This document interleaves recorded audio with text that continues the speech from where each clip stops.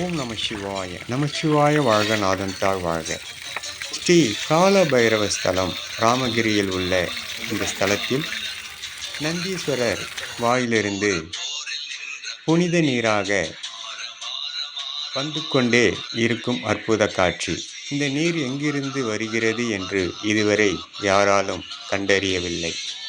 இந்த நீரை புனித நீராக அங்கு வரும் பக்தர்கள் பாட்டிலில் பிடித்து செல்கிறார்கள் மற்றும் அங்கு சுற்றி உள்ள மக்கள் அவர் குடிநீராக பயன்படுத்துவதற்காக இந்த நீரை, சுத்தமான நீரை எடுத்து செல்கிறார்கள்.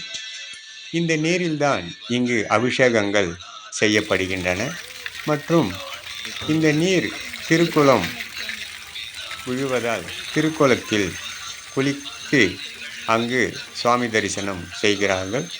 கால பைரேஸ்வரர் இந்த ஸ்தலமாக